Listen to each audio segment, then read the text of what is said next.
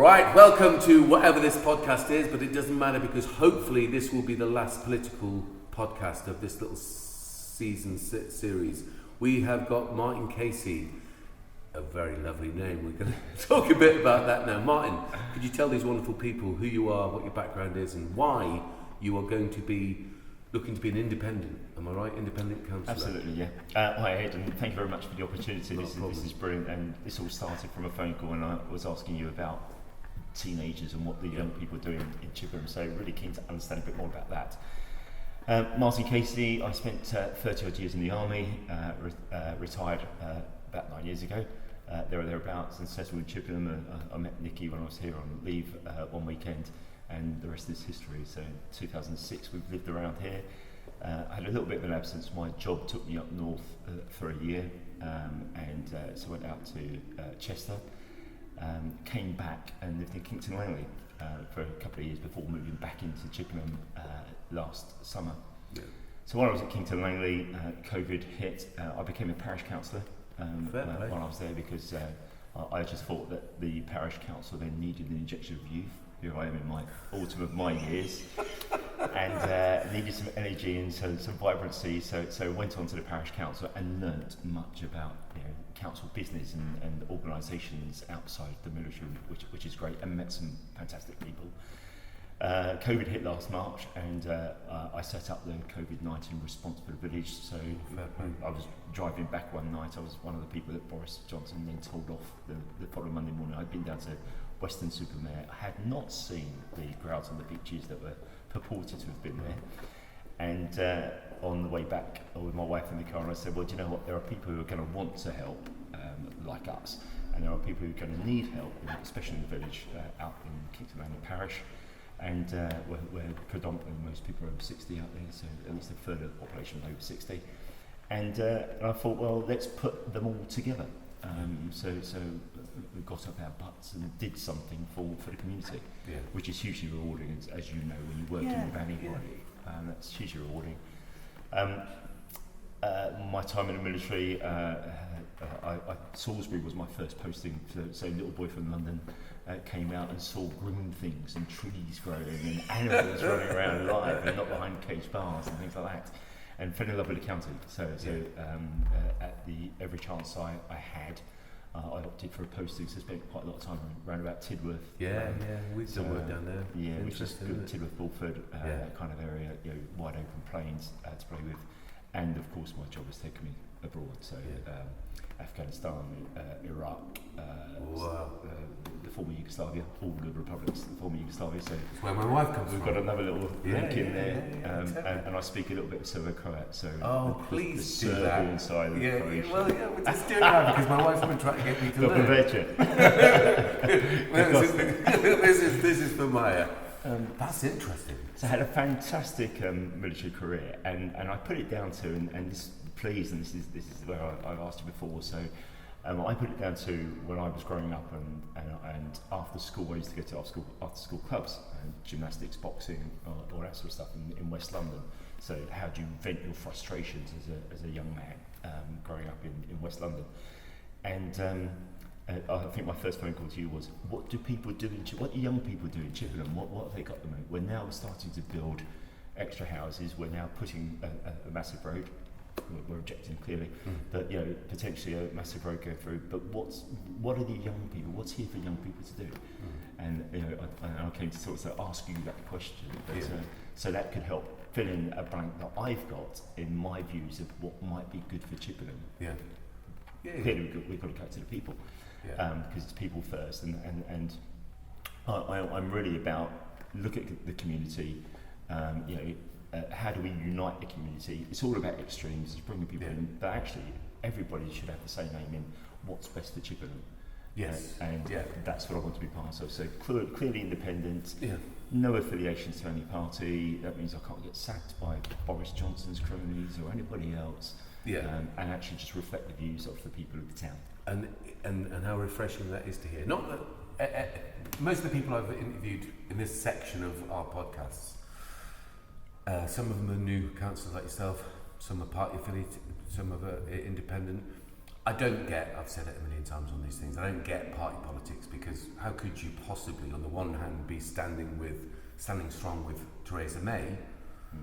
I mean, you as a human being, say, I'm standing strong with Theresa May, and then however long later what are you doing? If you're standing strong with Theresa May, who's a certain type of human being, who's quite straightforward, and you know, let's say she's more conventional, should we say, than someone like Boris.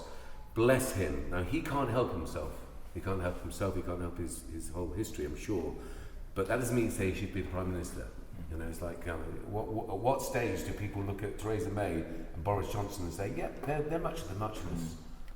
I'm going to stand strong with both of them. You can't. So if you can't make a moral or an ethical decision based on the people in party HQ decide that Boris is going to be the geezer, that's if someone's not stabbing him in the back, for instance, 1 minute he's supporting him, the next. It's just hypocrisy and horrendous. So hearing someone that's independent, for that very reason, it's like, well, you can't be, surely. Someone can't tell you what you should be thinking other than the people.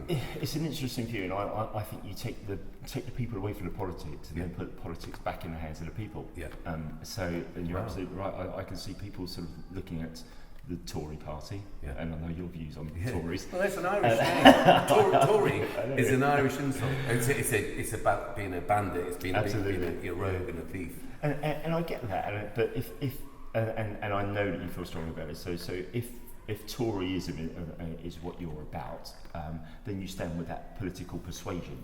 So not necessarily Boris or Theresa May, but yes, they've got individuals, and I get that. But then how do you rebel against that, and how do you make the voices of the people heard? Yeah. Because the party will just turn around and say, well, actually, this is what you're part of. This is the machine that's going in that direction. Yeah. And I don't agree with that machine. Yeah. So we can bring it down to a real local level. So there's that macro politics and there's the micro stuff. Yeah. And what I don't see happening is the third and fourth order of assumptions, as we would call it in the old military network. So where you've got the macro politics going out there, and there is a strategy that goes out there and a plan for the future of the rest of it, is who's looking at the effects and the assumptions of what's happening down at the parish level, down the people, the parish, the town, the county, and then up into national politics. Yes. Yeah. Which is the right way round, isn't it? Which is the right way round. We shouldn't be top-down driven. We should be bottom-up. It's supposed to be democracy. Yeah. That's I agree with you 100%. That's all I'm saying, really. You know, I'd say the same thing about Tony Blair. It's not about Tories. Yeah. It's not about that. I don't believe that most people who think they're Tories. They couldn't possibly be. They're not rich enough. But likewise, what was Labour? What was Labour under Blair, and what's it now? I mean. One thing you can say about Jeremy Corbyn, you can say a lot of things about Jeremy Corbyn. Look at his policies when he started being a politician. Did he change any of them? Was he saying the same thing? Well, he kind of was. Doesn't mean to say he was right or wrong. It's just there's so much hypocrisy, and the idea that people and the social media, the media in general, backing certain people, so that the whole narrative is smudged. For me, you've got 100% right. I've said it many times. I think you shouldn't be allowed to be an MP for an area unless you've lived there for 5 years, blah, blah, blah. Then on a parish council. Yeah. A parish council or a town council. Hopefully both, and a county council. Because if you don't then know everything about the area that you are representing, then when are you going to? Because it can't be the other way around. You cannot fly into. And I'm not being disrespectful to Michelle Donlan. That's up to her. She's whatever. She's parachuted in. But I'd say the same thing about Ed Miliband. Great, lovely bloke. Don't get me wrong.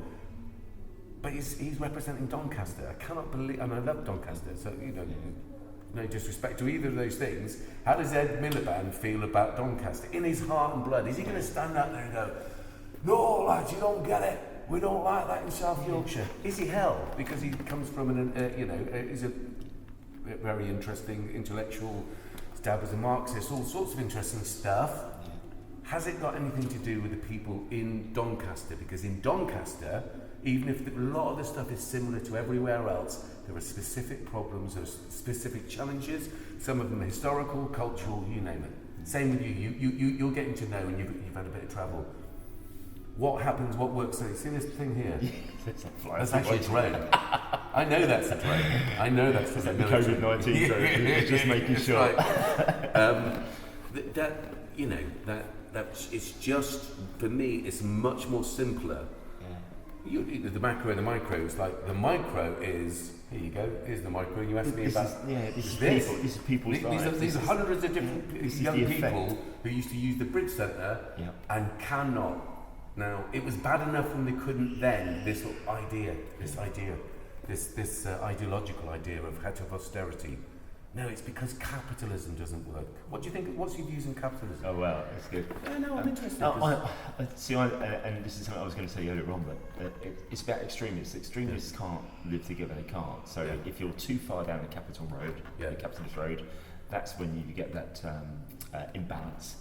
And then if that's the imbalance, then you have to counter that, and that's where you will get violent eruptions. You'll get the arguments and that sort of stuff because there is agree violence either. Just so we're clear. That kind of society needs a mix of everything.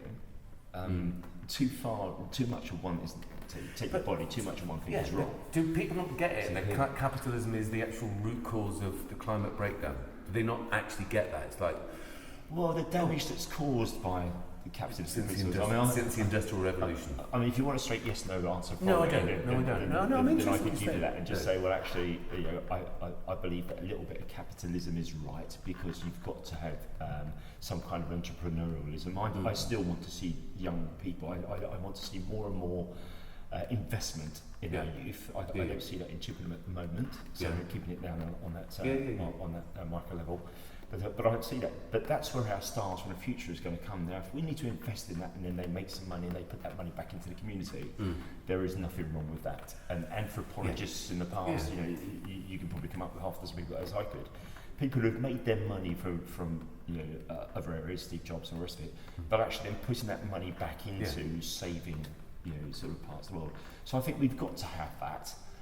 But we can't have too much of it. Yeah. So we can't have poverty.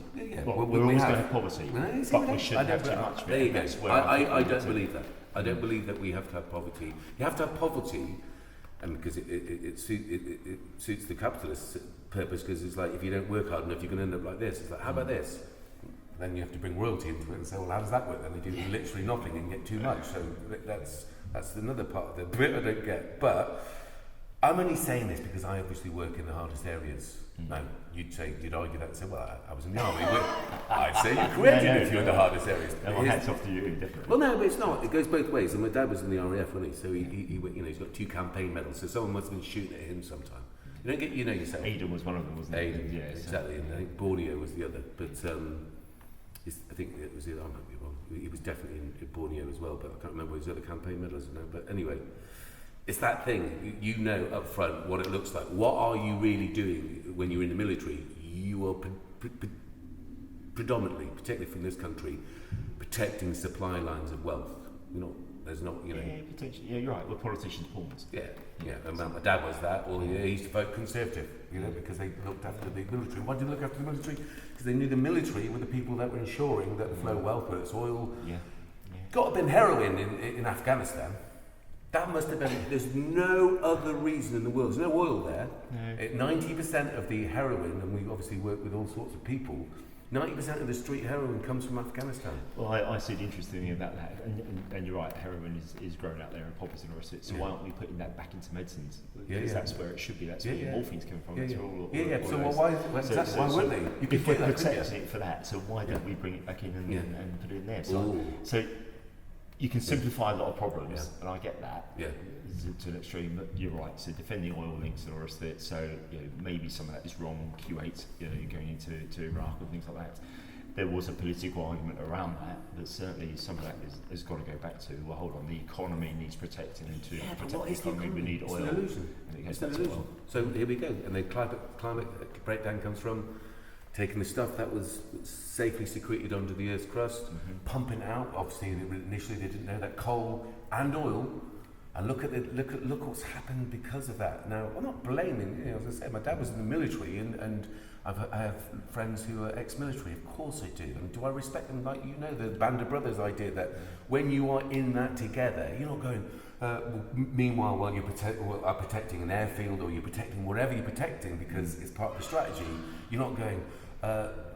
Can you stop shooting there? We're just going to have a little ideological chat. You are looking after each other. My granddad did it in the First World War. Looking after each other because if you don't, you're all going to get killed. It's interesting, but we do, and it's quite funny. So I've had the luxury of being in the officers' mess, and I've had the not so luxurious life of being brought up as a soldier. So I joined as a private soldier at the age of 18. You went way through. How far did you get? How far did you get? How far did I get? You were alive, which is Iraq, good. Afghanistan, Oman, places like that. Yeah. But at 18, I made that conscious decision when I was 17, as I was leaving school after 1 year. Do I drive getaway cars or do I chase them? So it's either the police or prison. Wow, that's interesting. So that's when West London for you in the late 70s. Fair place, yeah. And so I decided to join a circus and put a funny uniform and some big boots and went off and joined the army. So started as a private soldier, got all the way through to Warrant Officer Class 1, so highest rank in the soldier stream. Within 20 years, decided I was going to go for a commission. So a year or so, did 12 years as an officer. Came in as a captain because I've been a Warrant Officer Class 1. So in a captain and retired 12 years later as major. Wow, fair play. And then I could have achieved probably one more rank had I stayed and did the full, an extra 5 years on the end of it. So I thought I'd come out into City Street and try and make life better. As I say, my brother, bless him, was in the Irish Army for 35 years as well. He did Lebanon when some of his guys got kidnapped and murdered. So that sense of we live in an RAF basis for starters. So there was always a sense of that you could be a target throughout the whole of my life being associated. It's not the idea of the people that are carrying out that work, and I think you'd agree that a lot of people that join the military have very few other options. They don't, That's the point. Yeah, well, no, but my point is that poverty creates it. It's like you look at it and you go, well, I love your analogy. Drive getaway cars or chase them. Yeah. That's it. And you end up becoming something of a mercenary. Yeah. My dad was something of a mercenary. Would never call me that because he come never across paid go across whatever. Whatever the rationale. And there's very few. I think there's very few wars in history, particularly where the British are involved. Look at Aden, look at it now, look at India, look at Cyprus, look at the divide and conquer method. So very few places, few things that you could say ideologically that was right to do it. You can't say that about the men and women that are going there, like yourselves, my family, whatever, who are doing it because they're told that that's what they're supposed to do and this is what they're doing it. So there's always a dichotomy for me when I'm talking to friends who have been military. I don't judge them. My dad was that's how I lived. I grew up. I have 18 years from 0 to 18, benefiting from the fact that my dad was so poor he had to risk his life to do that job. But that the fact that you have is amazing because I can only imagine what it must have been like in Helmand. Where were you in Afghanistan? Afghanistan was Helmand province, wow. so Kandahar. Wow. That sort of stuff. So it's quite good. It's quite interesting. Yeah. I think probably, and I was going to come back to the generals. Sorry, please. The generals point in. But Iraq. So you spent 6 months out in the desert, 40 miles out in the desert, getting Chinese rockets at all times of the day and night coming across. So you're right. You put your life in your hands. Or in the hands of others, which is the small, close-knit communities, 1,200 people sat on a base in the middle of the desert and stuff like that. You become the band of brothers, as you refer to already. But so when I joined the army in 1980, I get the point completely. The politicians say the army would go, and the army would go, or the navy, or the air force. So the services would go in, and they would do what was required to be done as they fought to either establish peace or to reinforce peace on the ground. And you know, we could talk about the Northern Ireland problem at some stage. I'm Irish. The North of Ireland, I like to call it. I call it the occupied territories of the God, North, not the Free South.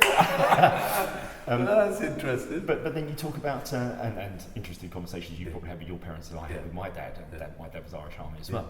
And so you kind of go and say, but generals in the 1990s and the noughties changed. They felt empowered to go to the government and say, we don't think this is a just war. We do not think this is right. This is not for the right reasons. And I think that you'll find that. So you're right. The British Empire or the Ottoman Empire, all of these. Empires. And we've got to look back at history to learn from it to take a step forward. Yeah. And if you take a look at what with the Roman Empire, all that stuff, it suddenly went wrong at a certain stage, and I think it was about the greed. It was about your soldiers or your military weren't fighting for you because they believed in what you believe in anymore. So you talk to most military, whether they're conservative with a small c, they might vote for Lib Dems or Labour or what have you. Yeah. But by rote of what we are, we're all similar beasts. We all get broken down in basic training. You all go through your military career, and your views become centre. Yeah. So you might be extremist in your group, but actually, as a whole, and you go back to the political parties of the day, and actually left of centre, right of centre, you get an extreme right person suddenly they stick out like a sore thumb. Or extreme left, they stick out. But somewhere down the middle is right. Oh no, absolutely. An equitable society. There you go. 100%. So I used to write a column for the paper. I used to read them. Jesus, that's how boring it is living around here. The point is that some people might even say I'm like the biggest Marxist. Well, it's like they don't get it. I literally I'm not left, not right, not ever. I work in society. I see what over the last 23 years or whatever it is with can do, and going like, wow, this society is really getting into a very dangerous. This has nothing to do with the pandemic. Pre the pandemic, the mental health issues, the need to have places like this for not just can do, even though we did use it more than the youth service. It's incredible, and it's incredible what I've come to find out that the councillors involved in that getting paid. I never knew this. I didn't know that county councillors got paid. Now they'll call it. Town councillors do too. They get £1,300. Yeah, it's expensive. Take tax off that.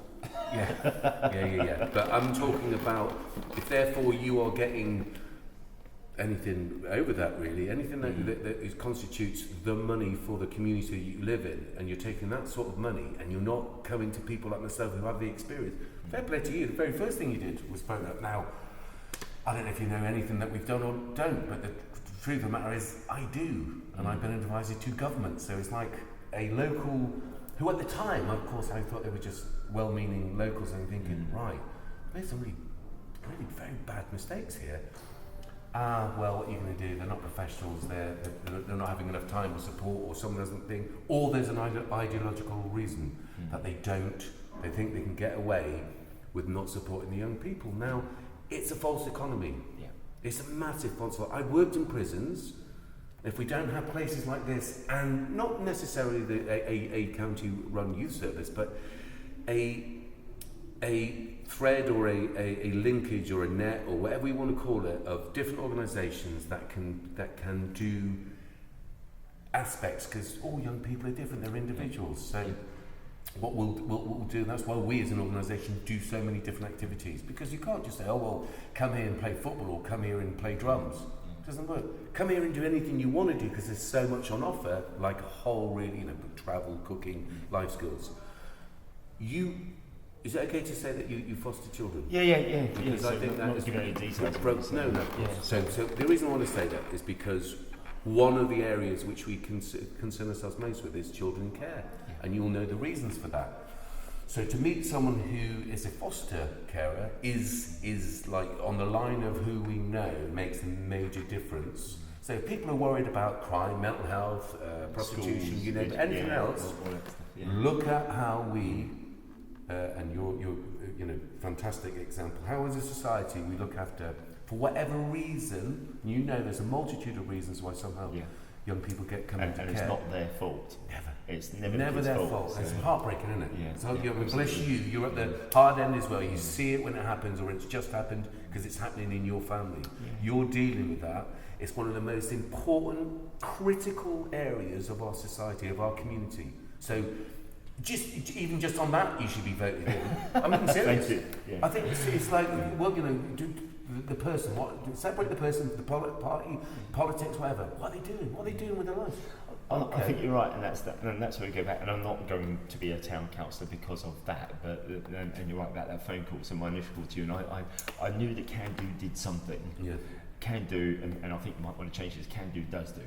because what you have done, as I understand now, and I've done a bit more research since I was put on to you by somebody, and it is about making that difference. So here I am wanting to make a difference for Harden Hewish Ward, so that tiny little part of Chippenham over there. So sort of 4,000 people in 2,000 homes, so we've done statistics on that. But actually, the kids on Hill Rise. There you go. What are we doing for them? There you go. There are also old people there, and we still need to make sure that they've got sheltered for bus stops and street lights, because if we go about making the town safe for people, it's great that we've got a town now that's got CCTV coverage in a town. I'm still waiting for street lights on Hill Rise and Hill Corner, the road and stuff like that, because the kids from the new estate of Birds Marsh View, for instance, have got to walk down a very dark road on a cold winter night and in the mornings to and from Harden Hewish and children, two of the best schools we've got in the county, you could argue.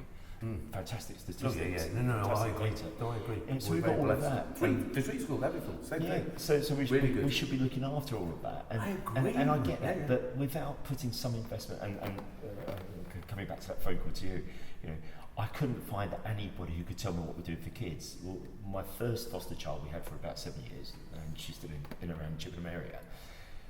We took her down to one of the clubs, run by one of the local churches, because that was the only thing that was going on a Friday night. Yeah. So we used to drive in from Kingston Lane, deposit her there. We might have gone to have a drink or two, non-alcoholic sometimes, and then pick her up and take her home. And we got her involved with scouts and with brownies and Girl Guides, and you kind of go, well, all of that seems to have disappeared. I know it might be slightly out of touch because COVID, and we went away for a couple of years and came back. But what's gone on in the meantime? And you're doing something for the kids. You're investing in the kids. It's your time. You put your hat off to me. You raise your hat to me for looking after a foster child. Yeah. You're doing stuff for exactly the age group I'm looking to. Well, exactly. And you'll also be aware then once you start, once you've moved the rock and you open the lid and you see all the worms and you think, I can't put the lid back on, and now it's like, wow, wait a minute, it was bad before. There's going to be a tidal wave of mental health because the unemployment, unfortunately, will link hand in hand with that, which will exacerbate it. But they couldn't deal. We couldn't say they, who's they? We couldn't deal, and we have counsellors who work with us. We couldn't collectively as a society deal with the mental health issues of the young people before the pandemic. Yeah. There's nothing I have seen I've said this many times. As soon as this pandemic started to get out of hand, which was basically when it got anywhere near Boris Johnson's hand, bizarrely, there should have been like a war cabinet, so that all bets were off. Forget party things. We had to come together as a society. There shouldn't be, it should be a cabinet of the whatever it is, the best politicians from all parties, best persuade, who are right for the job, like Cobra but real. And something that Boris would actually attend and talk about the issues, prioritise, no party colours for the benefit of the community. They didn't do it. The fact that they keep trying to pass laws, you can't believe that in a society when so many jobs are going to be going missing, why would anyone want to get from London to Manchester or Manchester to London faster and destroy all the biodiversity on the way? Doesn't make any sense. It does, however, we've got so much if talent you do that. Already in Manchester, and we've got so much talent. Oh my God, Manchester! You know yourself. You're great. You've been up and down. It's like, why would you want to move out of Manchester? You wouldn't. No, not at all. You want to move to Manchester. Which is what they've done to the BBC and everybody else who moved that there. And they should have Parliament there. Parliament should be in Coventry. Quite literally. Yes. No, because it's I think everyone thinks I should send them to Coventry. It's like, no, it's just need the to talk most... to them. Exactly, sorry for anybody from Coventry. Yeah, again, hey, specials coming from Coventry. Although I did get my jaw broken. My favourite band. Yeah. Oh, mate. Apart from the Jam. Jam was my favourite band. That's mad, yeah. Oh, Getting the absolute pleasure of both meeting Paul Weller a couple of times and Weston Burt was the last time I saw him. Yeah, that's what it was. 2 years ago. Yeah, I was there backstage. Absolute pleasure. But I'd met him years before a thing over in Ireland. But Terry Hall. Yeah. Going out with him in London, just the most sweet. Obviously, it was totally in awe of him, but he's just such a sweet guy, so funny and so real. Well, it's sad because although I grew up in Notting Hill with a T in the big blue doors, and Nottingham on the other end. So it was a Westbourne Grove. Westbourne Grove, you just down the road, but we talk about that. And Westgate in Queensway at the rink at the top of Queensway, but yeah, I had a Saturday job in doing paint and decorating, selling paint and decorating stuff in Camden Town. Wow. So my journey home on a Saturday night when I just got paid was past Swiss Cottage and stuff like that. So I used to go and see the bands on my way home and stuff like that. So the special was the Jam, Secret Affair. You saw the Jam? Yeah. Wow. Who didn't? Yeah, me. Well, I did. I saw them for a couple of quid a Friday. It was Dire Straits, Hammersmith Odeon and stuff like that. So all on my doorstep. Well, the funny thing about Chippenham is it used to have the Goldings. Yes. So in the 80s particularly. All manner of good. My wife made it, I didn't. but there was an era where it was kind of dance music and house and whatever, and each era to their era. But the era that where Sight and Sounds used to be filmed from there. So Paul Weller was here. It was Style Council. But bands of the day, and these because it was a sort of 1,500 capacity. They used to have a lot of bands starting their tours at warm-up dates, rehearsals there. So they did a Sight and Sound. Oh no, it wasn't even Sight. Was it Sight and Sounds? Nick Lowe was playing. Okay, yeah. And they give out loads of free tickets.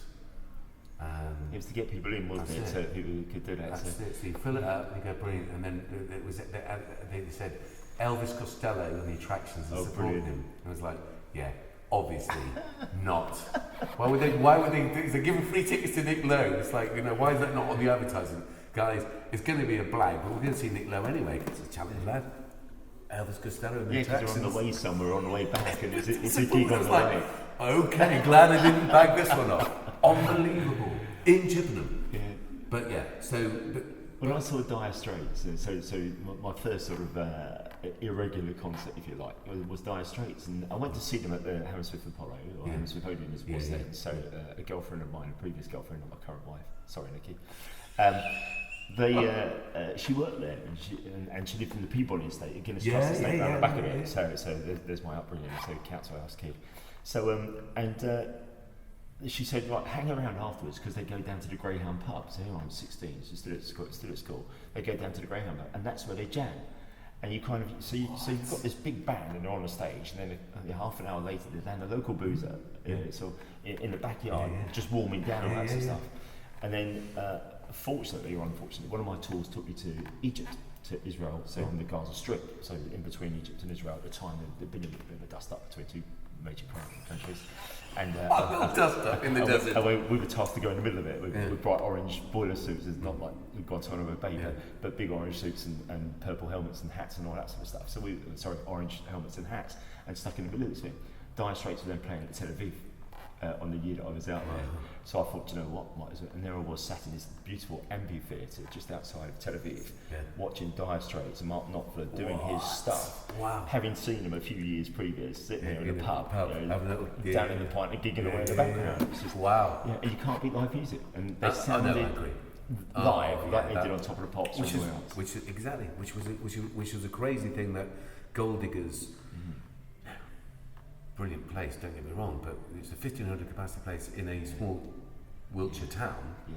Obviously, the M4 and the M4 and the railway, which is part of the reason why they're trying to force these houses and stuff on it. It's a bad idea. Yeah. But that's the same reason. That's why Gold Diggers at one stage was very successful. I don't know why it was knocked down, other than, you know, again, it's all about short-sighted visionaries that work in planning. It brings a smile to my face now when I think that the people that used to go and bop on the dance floor at Gold Diggers have probably now got the flats that it's been turned into. It's great, isn't it? It's ironic. Always wanted to live here. Yeah, it's like, yeah, I got married here. I met my girlfriend here. Look, yeah, no, she's she's my wife. 70, yeah. Which is fair enough. But yeah, I mean, again, it's coming down to those who makes the planning and priorities for whom. Because if you look at this latest kickback on the town plan and what have you. 75 million, the HIF, the infrastructure fund. But that needs to be looked into, because that isn't very straightforward. We have to expand. Yeah. I don't know if Chippenham does, but yeah. So we have, we're an island nation, aren't we? Yeah. And our population is growing. So if you look at the figures, and we just had a census at the weekend. Yeah. So if you go back through the censi. When you say censi. So every 10 years we have this count of the population and where it's moved to and all that sort of stuff, and so we can predict. So if you look at the first census, I think was about 1821, maybe I might be 100 years out or something like that. But Chippenham has grown and grown and grown and grown. And every third year we've put in about 3,000 or 4,000 people on top of other years where it might have only been 1,000 people or so. So, and it's worth checking this out. So people out there. So have a look at what's going on there, and you can see that there's this rapid growth. You can see Avenue La Flèche when it was built, and you can see people, the population almost, there's 3,000 people. You can see when the Pewsham Estate was built, and then the second school, so the school before Abbeyfield. Yeah. Oh, sorry, yeah. So you can see stuff. So the 80s, 90s, and that you can correlate the growth in population when these estates have been built. So go back to the 50s if you want to. Don't go too far back. Go back to the 50s, and you can see that when there's been a new estate built, or a Mountain Park estate, or whatever being built, you can see that actually there's a boom in population. So I get the population is growing. We're an island country, so they've got to go somewhere. But we should be able to predict, and therefore, which is what we're doing. So they're saying they want 7,500 homes here. We're saying, well, actually, Chippenham only needs, for its growth, it only needs 3,500, 4,000 homes, whatever like that. So I get. I totally disagree anyway. But 4,000. But you're right technically. It's again about But 4,000 homes could bring with it potentially 1,600 people. Yeah. Where are the jobs? Yeah. Where are the facilities? Where's the Odeon? Where's the stuff? Yeah. You're absolutely right. Yes. Anytime so your equation, anyone's equation. How do you square this off? If you're a property developer, and I don't think property developers should be allowed to get involved in local politics, because they cannot possibly have any other ulterior motive. Make money. Make money, put in their snouts in the trough. They don't care about the community. Anyone that's a property developer, just by law, should be like, no, you're all right. You're all right. Provided they're working for somebody, and this is where the challenge to everybody out there is. So a property developer comes in and says, right, I'm going to do that. Right, well, okay, build the school first, or build a potential GP surgery first, or build that first. When's it ever happened? Change your mind. When's it ever happened? Don't say we're going to put some shops in here, but we're going to put. When's it happened? Have you ever seen Seppin Park? Yeah, I've seen Seppin Park. Yeah, sorry. No, it's Seppin, yeah. Sorry. See, you say Seppin. No, I'm not. Seppin, whatever it was. Seppin. The point being is, if people can't be fooled again, the only reason they're building houses, of course, build them and they would come. If you don't build houses, people aren't coming to Chippenham, are they? No. Well, then why are you building houses? You're building houses because the property developers don't care. Obviously, there's got to be a public inquiry about this HIF bid. In fact, I will pursue one. I'm going to pursue the Ombudsman. Yeah, right. I'm going to go, because I've just found out too much about it.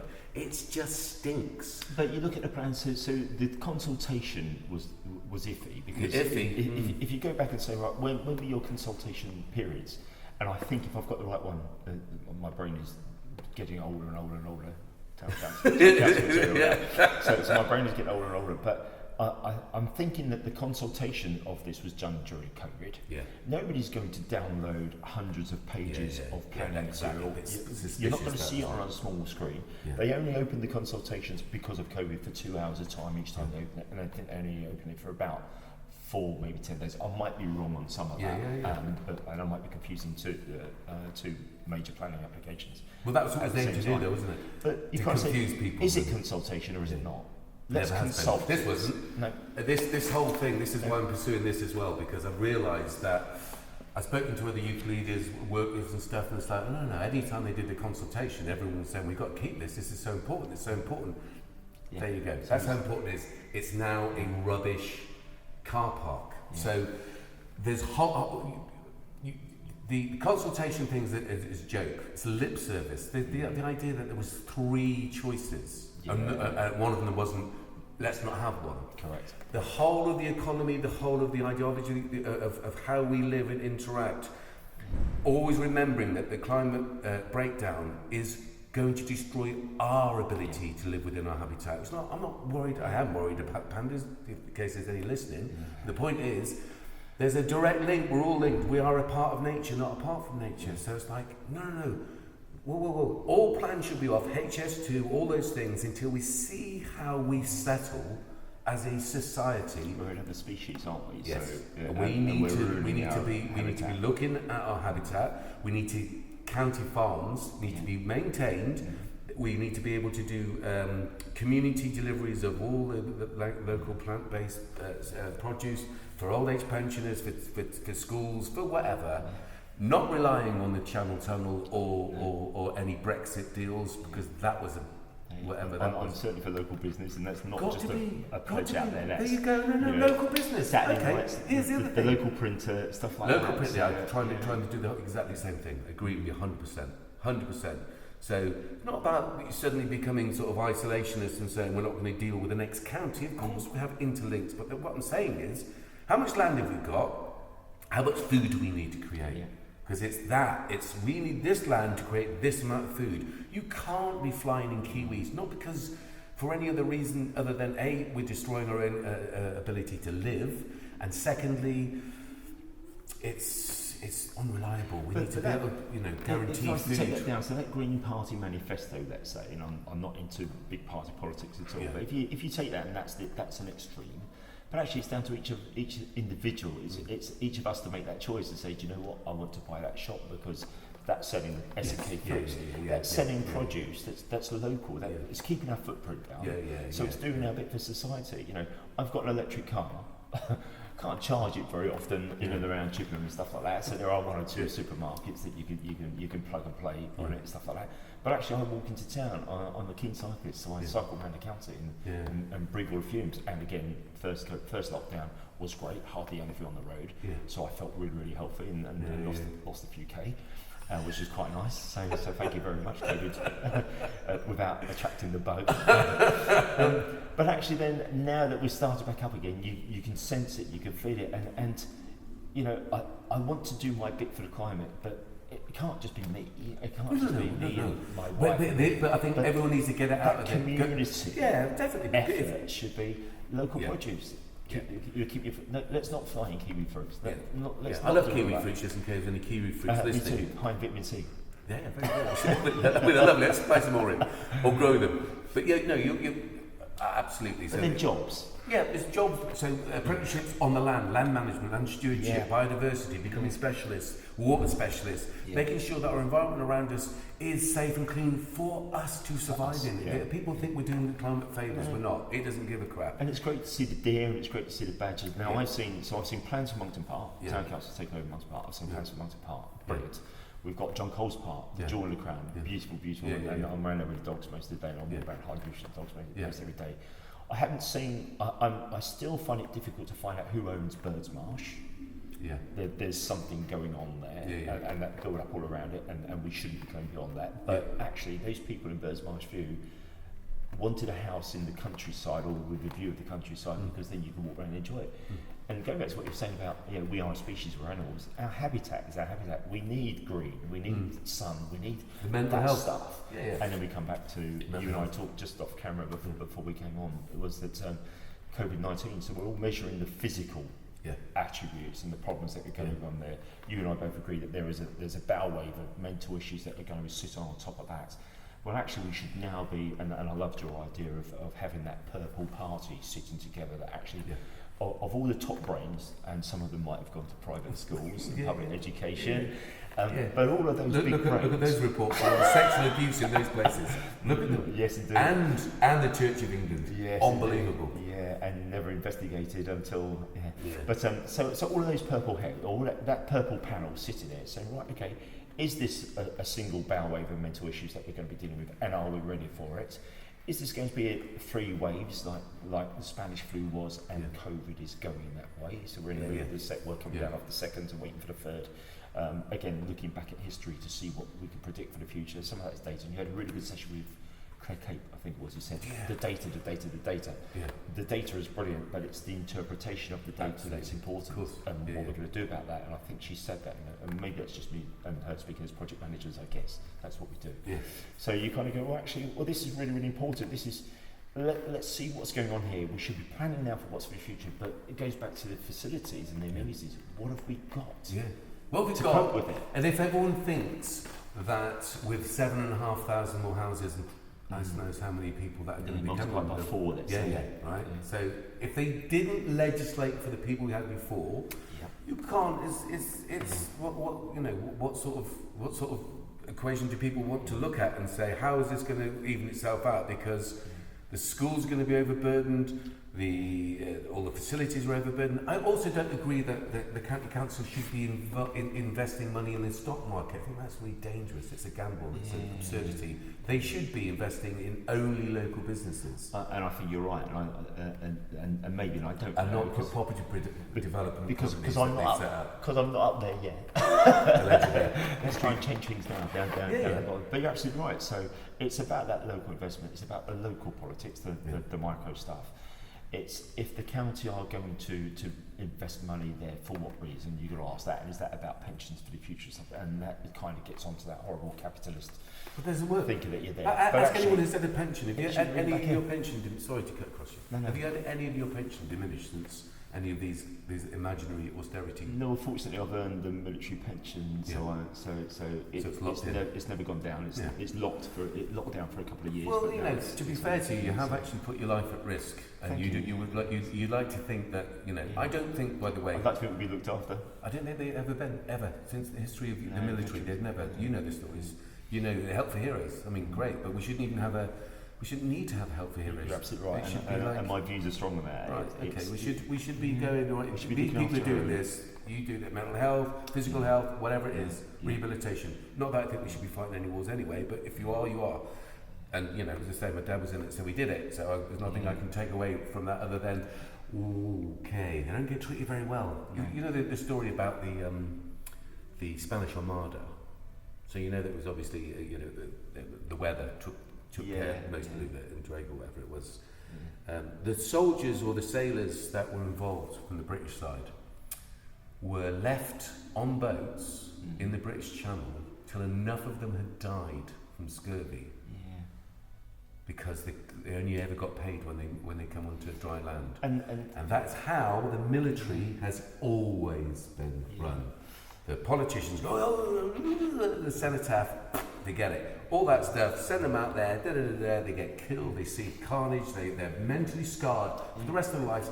How many ex-military do you know that go to prison? How many divorces are there? Quite a few, and on the streets, and homeless. Again, it's one of those communities within the community that tries to look after itself even when we get out, or when we leave. And it doesn't matter whether you serve one day in the military or whether you serve 30, 40 years. And I know we've got some generals in and around the county and stuff like that who top diplomats as well as top servicemen and women.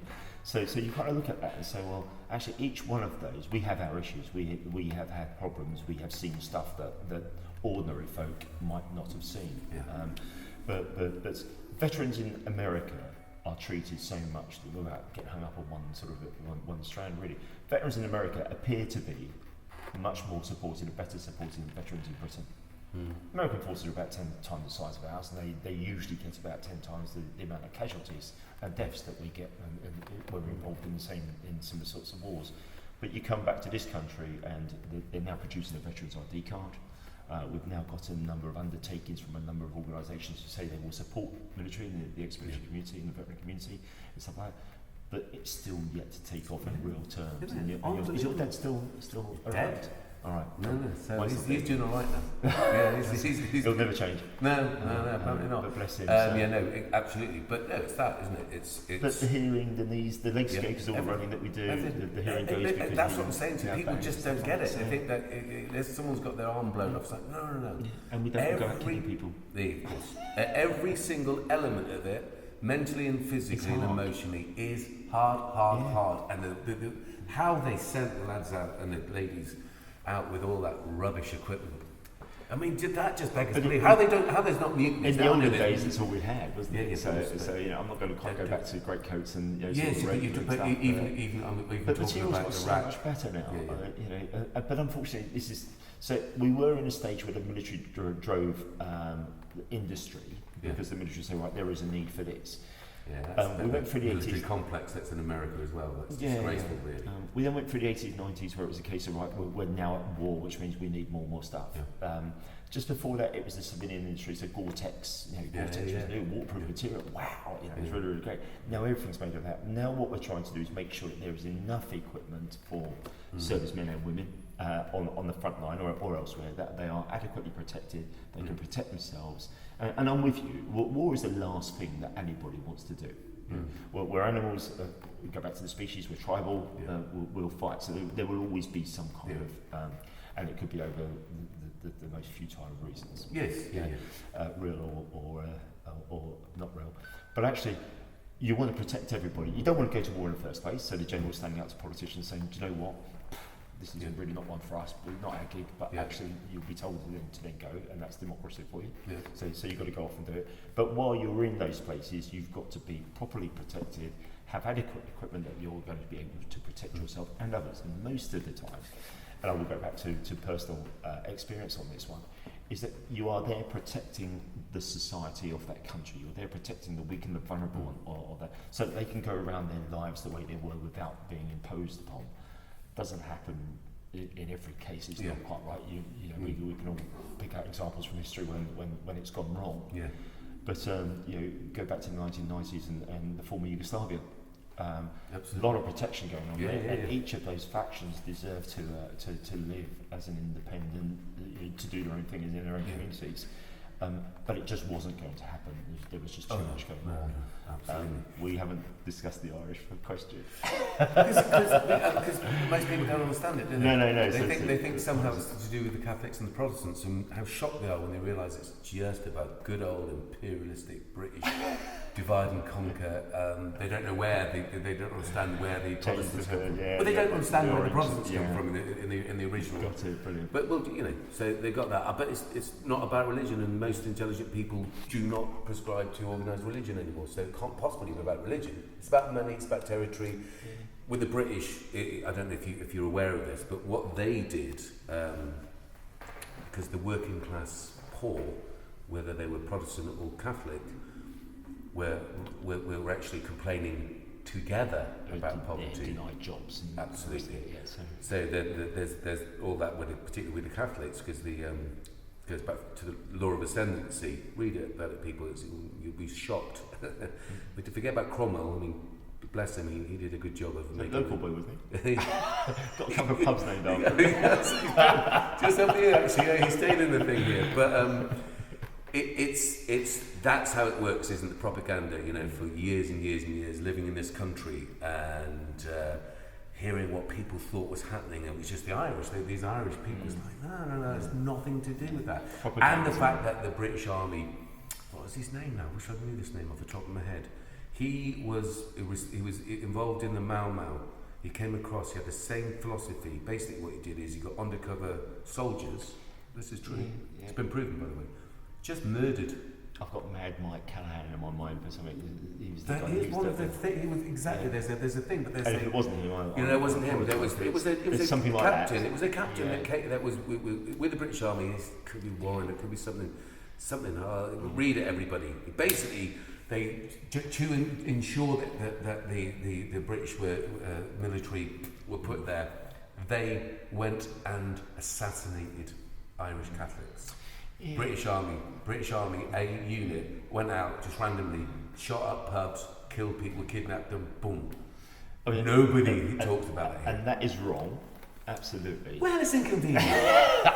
It's very inconvenient. And you'd like to think there's a few more laws that are protecting all sides and all parties this day and age. But you're right. I just don't, I don't agree in countries. I don't care if you're Catholic, if you're Irish, if you're Protestant, whatever. You coexist in a community. Yeah. Some of the greatest people in Irish history were Protestants who fought for the independent Wolftown, Parnell, people like that. Yeah. They were Protestants. It's never been to do with religion. But the way the British, in this case the elites, not the English, the British governments or the elites of the day, looking at that and going, this is how we're going to manipulate that situation. Need always to divide and conquer. It's a great tactic. If you have two things, you get them fighting as you get out of the country. It's really useful. Yeah. Anyway, but hopefully that will and this is what the idea of the Good Friday Agreement was a way of allowing democracy, and it's about demographics, isn't it? The Catholics have more children, blah blah blah, and eventually, democratically, more people will say we want a united Ireland. I reckon it will be within 10 years. But I wanted to come back to fundamentally what you said there. It's about those individuals. It's not whether they're Protestants, Catholics, whatever. It's an individual who wants to make a difference. Now, you've been making a difference for 20 odd years, 23, 24 years or so, to the kids in this area. Yeah, we work with adults as well, but we specialise in obviously children. And I like the way you saluted me for being a foster carer and stuff like that. So actually, it's all about giving, and it's all about just having that, being prepared to do something. Stand up. You see that there is something wrong. Let's stand up and do the right thing, and do the right thing right. Oh, I'd love it to see you in the council. No. I've listened to a few recently. Yeah, exactly. So. Not for any of the. I'll tell you about this world. Basically, it's got a very bad shoulder. Yeah, it's killing it. Speaks so much rubbish. It's because support the chip. Yeah, it's because it needs reinvigorating. Some of the stuff that's coming out of the council, particularly, it's just like disheartening. We try to put on this 21st. I don't know if you know this. We try to put on this because Boris has said it's the. As I say, we do stuff on the 21st of June anyway, but happens to be the unlock, unlock reset. Chippenham Town Council, the geezer that works there, that doesn't work like that. It's our land. It's like, oh my God, that's why we're in trouble. We've got people who work for the local council who think that the council own the parks. It's like, no. The parks and spaces, like Birds Marsh and Hills, the parks and spaces for the people. They're public parks, public areas, and that's what it's about. They should be embracing any organisation or individuals that want to do better and have had a history of doing it. I don't dig it. I think there's going to be. Pretty sure there's going to be a lot of kickback to the Chippenham. We get back to that backlash that we're waiting for, the frustrations of people. So we're seeing it already in Bristol, so we're seeing that now. So there's frustration. You'll see it everywhere. So let's have it managed. And I don't mean regimented managed. So you stand there, put your mask on, take your mask off. I don't mean that kind of. I mean managed that let's put the facility on. Let's put this. I worked very, very briefly. It was a couple of meetings in a pub with Brian Reid, and we were talking about kicking off the concert in the park. Yeah. So the John Coles Park, and then the next year it didn't work because of security and the rest of it. So it was amazing to see 10 different bands over 10 hours do some really, really, really, really good sort of music, and it was managed. Yeah. There was a little bit of drinking in the public space, and a couple of kids got a little bit out of order, but it was managed. It was kind of, do you know what, you've got this beautiful facility. It's a public area, it's a public arena. It should be. I'm not saying everybody come down and hold your concerts there, and but let's facilitate that stuff. Here's the thing. There you go. Let's make Chippenham a place to come to, not a place to go through. Definitely. So my idea was that everyone does their bit. The town council are already engaging a very brilliant local. Melt Productions have no problem promoting them because they're great. Excuse me. They were going to be hired by the town council to put on events anyway, and by the museum. So all the health and safety, all that, we're going to do by those people who had already done it with the town. So it's like great. All we're going to add is community groups. We wanted to honour everyone that's got people through. So everyone could say, yeah, it was my teacher, or it was this youth worker, or it was this councillor. Again, it was Lots of it will be NHS, lots of it will be police, lots of it will be these people have gone, social workers obviously, sewer workers, you name it, goes on and on and on. Shop workers, I don't care who it is, let's honour them, let's have Presage come together, let's not spread a disease, and let's do it online if we need to, because we've done 52 from the day, so the day lockdown, 3 weeks late, was announced, the very next day we had an open mic on, probably one of the first ones in the country, on the internet, for everyone to be able to communicate. Well, it's one of them ones. You're doing it. It's like, what's needed here? In the military, you say if you've got the right equipment or not. Got up here, tactically look. What can we do? I'm expecting the town council to say, "Oh, it's fantastic. We've seen you put on loads of big concerts around. Blah blah blah. Yes, of course you know what you're doing. You used to work at Wembley. Fantastic. How can we help?" No. Totally wrong attitude. No, that's not how it works. That's our land. But you can say, did you work at Wembley? So did I. What, the stadium?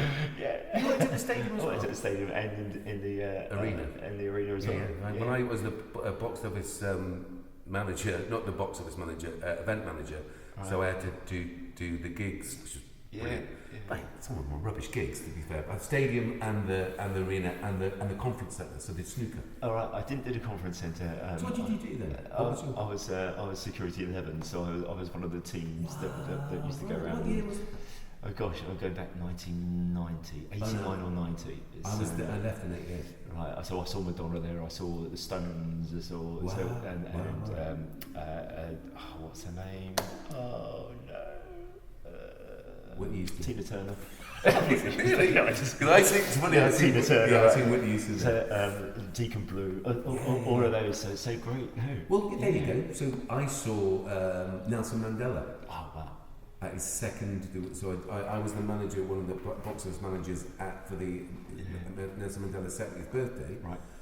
The following year, he was there with Winnie. Now, the point I'm saying about that is, when I lived as a young person in Chippenham, I put on, it sounds like an event. It is an event. It was a protest march, right? But to protest against apartheid. And the authorities then weren't very forthcoming. That not only was one of the first protest marches, and people said they'd never even known one to ever happen, but not only were people saying to me, the police were going, well, we wouldn't like that. I said, well, I could spend 1920, I didn't give a damn then, I give it even less a damn. Not about the police, of course they do, we work very closely with them. I'm on about the principle of, we're going to allow a man to be, that's wrong. So we're going to campaign against that. We got the resistance from Baskerville, who was the principal at the time. Big mistake. He wouldn't talk to the young people. He wouldn't negotiate with us about how we're going to do it, manage it. What are you going to do? Why are you going to do it? Partly because I think Barclays had a lot to do with the college. Anyway, so from threatening the students so that they shouldn't do the protests, I and a few of the lecturers convinced them that actually it was a good idea. I got it on television. I got the inspector of police to come and greet me. And we're in the paper and everything else. People saying, what good would this do? Well, there you were. I was at Wembley looking at Nelson Mandela thinking, pretty glad I did. Yeah. Same thing about this park thing on the 21st. It will either be done with the acquiescence of everybody, because it's a celebration, or it's a psychological marker to say, we've got so many individuals and organisations and bands that we're just going to meet anyway. But people want to celebrate. We're going to meet. Go back to your apartheid thing. Then there is a right to peaceful protest, and and that's part of our democracy, and that is sacrosanct. So absolutely right. But let's manage it. People want to do stuff, and you're always going to get that. You obviously get a lot of people who don't actually want to do stuff, but will turn up. But what you do is organise this stuff. Let's make Chippenham a place that people actually want to come to. Let's be proud of Chippenham. Yeah. I want young people who go on to star and making big films in the future. Well, if we have this lad, this man, another 6 months we'll be blessed. Brilliant. And Jules is behind the camera, he's doing a fantastic job. So we make him a big film director. In 10, 20 years' time, he comes back to Chippenham and he invests back in the community that's invested in him to come up. So I just don't think we should destroy the planet in doing that. And I don't agree with the stock market, and I don't agree with the economics of capitalism don't work. it's impossible. To give you an example, I want everybody watch this.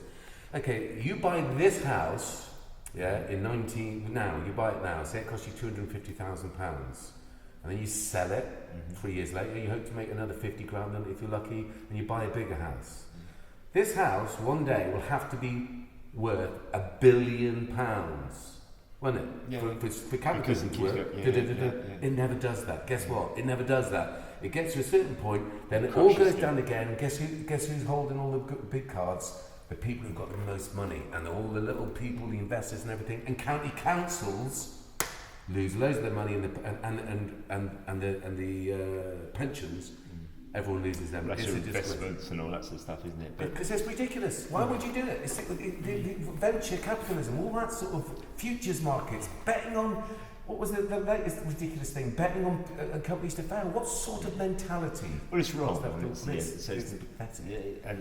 And what you're saying there about the housing crash, the booms and all the rest of it, it's not right. But it's inevitable as well. Why hasn't everyone got a house? Why have some people got two? So I think you shouldn't have two houses until everyone's got one. Again, it's a simple argument. So you say, right, everybody should have one. That's not a problem. But there are people who are divorced. There are people who are separated. Sometimes you need more homes than one. And holiday homes different. So I'm talking about Cornwall and I'm talking about holiday homes. I'm talking about second homes. I'm talking about palaces. There should be There should be hotels and museums. But there are other reasons why people need. I say people need a second house. So I'm divorced. So Nikki's my second and my last, which is great. So my latest and my last. She might be watching this, I don't know. Maybe I should learn to speak Croatian. I might keep them going longer. I'll speak to you afterwards. Yeah. So, but you know, my first wife, therefore, I was in army quarters at the time, which is great. But actually, I set up my first wife in her little flat house. She saw something she wanted. That was right. So technically, although I was serving and I was in a coming out of the married quarter, I technically had two homes, albeit for a short period of time, but actually two. So the simple ownership should be. I'm not laying this at your doorstep, by the way. And then you know that time you had that little thing. You, sir. I work with too many homeless people. I've got great respect for Doorway. We do a football tournament with the police every year. And the Harbour Project, the refugee project over in Swindon. So we work with obviously a lot of excluded community members and what have you. To go up and down the country and see homeless people, it's like, hello? Anyone any idea what it might be like to spend one night out without a house, let alone all the weather we get in this I have country? A question for you then. So and Sam's a friend of ours who works down at Doorway as well.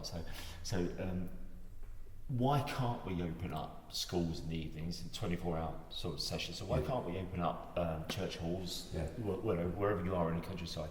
Why can't we open up some of those public buildings?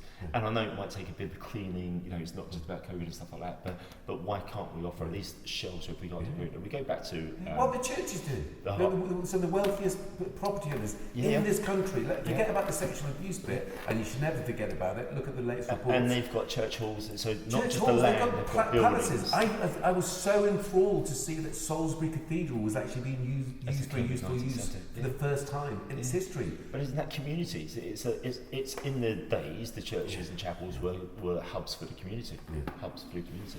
So therefore, why aren't we using that for community? It's retrograde thinking. It's so old. It's so controlling. It's so ridiculous. I mean, all the pomp and ceremony. Same with local government, by the way.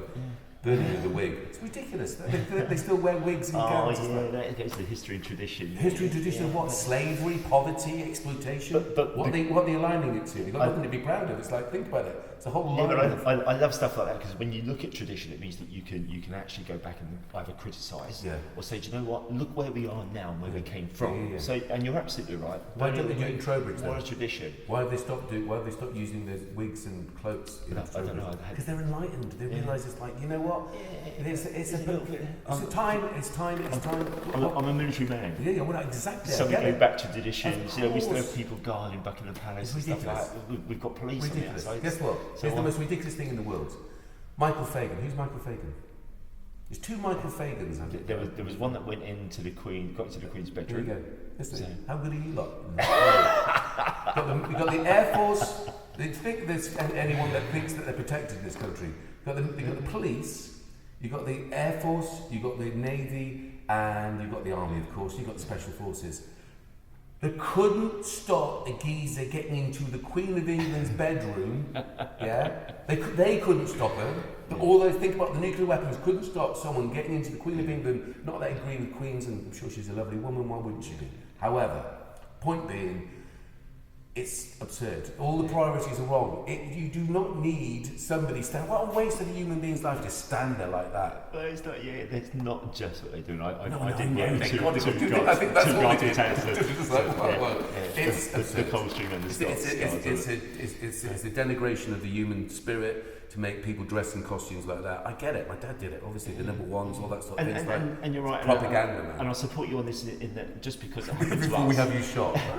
Just because it happened to us doesn't mean it has to happen to you. Yeah. You know, and that's how I've lived my military career. So I went through really, really tough basic training and stuff. But actually, some of it wasn't right. And therefore, sometimes to change it, you have to be part of it. Yeah, of course. So, and then it almost brings us back to councils. How are you going to change stuff and be a voice of the people unless you're beautifully round out? And people say to me, Ed, and said it for years, why don't you become a politician? And I always say, because I want to be proactive. Yes, you would. I think you could. No, because I would be, me and you would be, we'd be, I'd be going, no. Let's stay focused. Let's not go off to this cronyism. Let's not see who's got what because they're agreeing with the bill, this thing that go through. It's like, I'll be there all day. I'd rather be doing something directly useful. Yeah. That's my part. That's my contribution. I support them in that. I really admire you for all sorts of reasons. And people say, wait a minute, you're a pacifist. You don't agree? It's like, wait a minute. We're talking about the decisions that we have made. You've said it perfectly. I love that thing. Either driving getaway cars or chasing them. That's why we do our football tournament with the police. Yeah. I want the people that work for the police to have a safe, positive interaction so that when they see the only time they're chasing our kids is to get the ball off them. Yeah. The only robbery that'll ever take place. That's how the respect will come back in. The whole thing. Then you see them in the week and you see them and you play them against this thing. Yeah. And the police around here have been fantastic for years doing that. So I'm like, this is great. Absolutely, everyone's got their role to play within the community, within society, and people like yourself who stand up for the community by wading through the treacle of these. Of course there is. Some of it's there deliberately so it puts people off. The rest of it, we need a new rational way. That's why I'm saying get rid of the wigs, get rid of the cloaks, get rid of that. Put Zoom meetings in, put accountability. Wait till we see this HIF bid. If there's not an ombudsman and a massive public investigation for everyone that's been involved, all the developers that are involved, that consultation just hasn't happened in a project of that size, and the repercussions it will have on we should be protecting our public spaces for sure. Yeah. So why hasn't we're having our say? Clearly we are, so you can go through the form, but no option wasn't an option. Yeah. So option A, B, C, Z. There was nothing else there, and bits of it we can object to bits of it, stuff like that. But actually, look at the whole thing. You only put a road in because you want 2,500 homes. We don't need 2,500 homes at this moment in time. Yeah. Give us 20 years. 2 more censuses. Censi. Yeah. So 2 more of those. And then potentially there might be a requirement for it because we're an island nation and we've got I still don't think. If there's not a but then the priorities, and this is where your point is spot on. There are priorities about, well, we've got farmland here. We've got farmland that's good for crops. The cows is a different argument. For crops, we should be eating crops. We should be eating more vegetables and fruit than we should be eating meat. Yeah. And any meat that we do should be looked after properly and stuff like that. But actually, all of those crops and things, well, let's grow them locally. Let's feed them locally. It brings jobs in. It's useful to the land. It keeps our environment the way it should be, the way it's intended, as nature is intended. We're animals. We look out over that. We get the sunshine. Then actually, surely that I know this is a really rosy world now that Martin Casey's painting, but actually that's what we should be doing. I like people with good visions. I don't agree. I mean, you're brilliant, mate. I just say that when people, like when I say about no one should have 2 homes till everyone has 1. Well, that'll never happen. Well, it won't if people say it will never happen. If it was the law, if it was a legislative board, how could you possibly? Again, no disrespect to anyone that has that belongs to some sort of religious whatever. I get it. I've been there. We've both been there. We know what indoctrination looks like, and we also know what enlightenment looks like, and it doesn't come with a hat that's shaped like the end of it. You know what I mean? It's one of them ones. A T-farm. Well, you say T-farm? Well, you can say that. It's not what I had in mind. Other equipment is available for other suppliers, of course. Yeah. T-farm. Yeah. I think that your vision's lovely, and I think that it comes from a place, and it's interesting, isn't it? Because you don't get, you know this yourself more than anyone. There's something about military training and military minds that cuts out a lot of nonsense, because it's like, we ain't got time for that. Yeah. Bam. Yeah. You have to be really precise. You do everything as efficiently as possible in an operational sense. You prioritise. You have to. You go, what we're up against, who, where, what, why, when. Boom, how are we going to do it, guys? And a lot of it's going to take raw courage. Some technology, some this information, always about the information. Blah blah blah. Do it. Same thing with communities. What's our priorities? Our priorities. Yeah, what do you want? Yeah. What do you need? What do you need? Yeah. Houses? Yes. Okay. Well, good. Enough though, but not to. You can't keep building so that there's no biodiversity. We need biodiversity. We're part of nature, not apart from it. We need useful occupation. I don't know that that's a capitalist type of idea, but we definitely need to grow food. Facilities. So bring the food in where you're going to manufacture food. Again, you don't want to send it out to people. Yeah, exactly. So keep it all there. And of course, we look after the green stuff because so that should be all. We've lost some pretty good factories from town in the old days, wasn't it? The estates and all that sort of stuff down there before my time. So a little bit of history, but so all of that's it. But then, if we do need those houses, we need schools and we need GPs, we need shops, we need somewhere for people to go. If you've got people who are living and earning in Bristol, as I am, or living and earning in Bath, or earning in Reading, and we're using the commuter line and going out of London. Well, what are we doing at weekends? What are we doing harnessing the sort of the money that can then come in, so that we've got employment for our youth in the town? So capitalism, I'm with you to a certain degree, but we need to bring some of that money back in so that we can harness jobs. But I just say that if you don't have capitalism, it's the argument. Do people think that if capitalism hadn't been invented, we'd all stop eating? Would we stop building shelters? Right. So the reality of it. What do humans do in the thing? Well, let's look at human history. They build whatever shelter. They forage for the food. Yes. That's what we do. Now, we can do that in a more civilised way, in an organised way, which does not involve, we stimulate. It's like, hey man, if you don't pay me, I don't want to eat. Yeah. What? If you don't pay me, I won't leave the house. What? If you don't give me enough money, it's a joke. Yeah. Anyway, listen, I don't know how long we've had, but this sounds brilliant. 1 hour. More, but no 1 hour. We've about had 1 hour 20. Oh my God! Well, I was hoping at some stage you just to put your hand up. You're too interesting. We'll cut out most of my by the sounds of this. Let's call it a day. Ladies and gentlemen, I just swore. You're fantastic. Really admire what you're doing, why you're doing it. Absolutely. So, people out there living in Hard Newish, we've got some great candidates, I have to say. Brilliant. I've been watching some of the podcasts. You've got it's really strong competition, and you've got youngsters. Yes. Yeah, and I think that's speaking as a more of a senior member of the community, I'm delighted for that. So listen, on behalf of myself, our community, thank you, and your family. You're a good man, Martin. Thank you. Appreciate it. Thank you, Julius. Brilliant. Great.